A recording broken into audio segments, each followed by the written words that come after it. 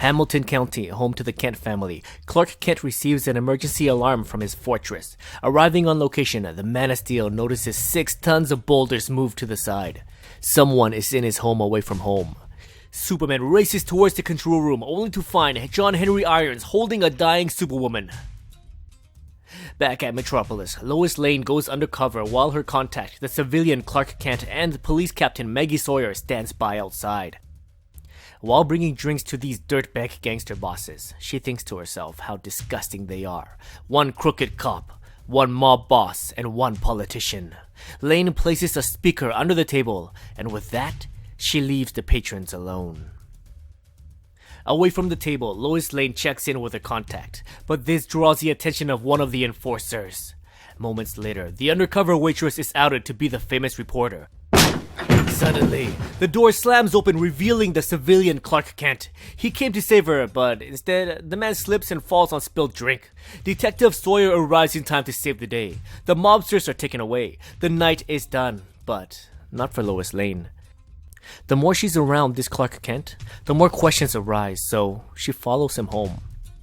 Lois loses sight of Clark the moment he walked through the front door. She arrives at the concierge desk asking for Clark Kent. The concierge states that no one came through the door in the last few moments. Security cams didn't pick up anyone either. And besides, the concierge hasn't seen Clark in weeks, maybe months. The fortress. Lana Lang is dying. John Irons informs his host that she has been getting weaker ever since she got these powers. As to how Steele found out about the fortress, well, Lana told him. But that's the thing. Lana Lang shouldn't know about Superman's fortress. Lana Lang is fading. Her cells are deteriorating faster and no doctor in the world can help her. Superman isn't a doctor, but right now, he is the only one that could potentially help her. An idea sets in. Superman grabs Lana and tells Steele to follow him. Steele isn't as fast as his host, but the engineer can track Superman. The two departs the fortress.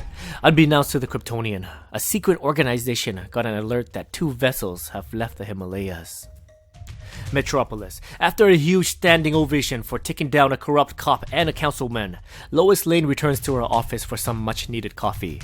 What she found, instead of coffee, is the mysterious Clark Kent standing in the center of her office with her coffee and a bouquet of roses. From last night, he realizes that he could have lost her. So, this prompted Clark Kent to ask Lois Lane on a date. At first, Lane is reluctant to do so, but then again, Clark just offered her a one-on-one exclusive interview. Somewhere far away, a private organization has been trying to track Superman's movement to pinpoint his origins, but the Man of Steel is always so fast.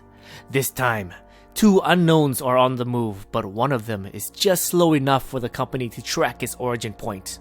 Dr. Henshaw enters the control room. He confirms that the unknown is Superman. His people gives the command to fire up the chopper. It is time they find out what Superman is hiding.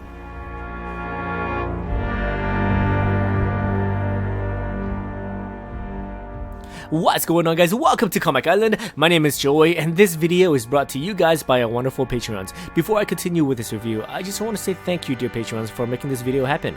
Alrighty, let's continue with my review of Action Comics issue 973. This feels like the introduction of a new enemy in the form of Hank Henshaw, aka the Cyborg Superman. If you remember him from pre-New 52, then you know how deadly he is. I don't recall Henshaw appearing in the New 52, but he made his first appearance in Superman, Lois and Clark that reintroduces us to the main Superman from pre-New 52. In this short comic series, Henshaw was again rescued by the pre-New 52 Superman from a spaceship crash. He appeared to be a normal civilian. This is great for Superman, but it sucks for fans of the Cyborg Superman, so having Henshaw back in a darker role will make me happy. If Action Comics issue 973 is any indication that he will return to his villainous ways, I will be a happy camper. I know. There is a Cyborg Superman in the Supergirl series right now, but Henshaw will always be my favorite Cyborg Superman, not Zor-El. The one problem I see with Action Comics 973 is how closely it ties in with the Superwoman series. If you don't know by now regarding Lois Lane, then prepare for some spoilers.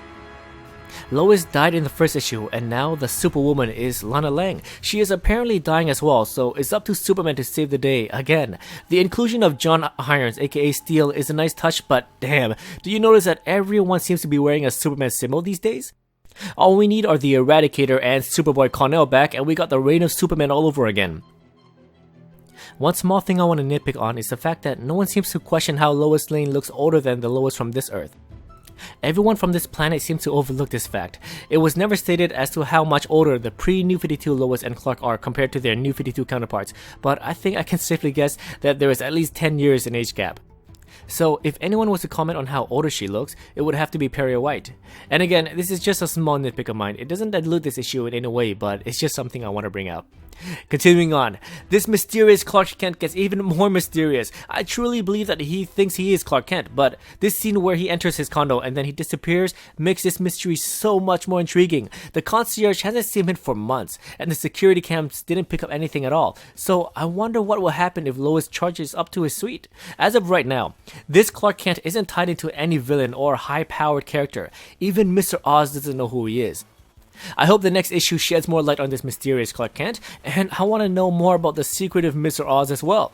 Alrighty, thank you so much for watching, and if you want to get involved with what we review next, check out our Patreon page. For as little as $1 a month, you get our everlasting gratitude, of course, and you also get to cast in your vote on what we review next here on Comic Island. Alrighty, thank you so much for watching, and as always, if you enjoyed this video, please like, subscribe, and I'll see you guys next time in another Comic Island video.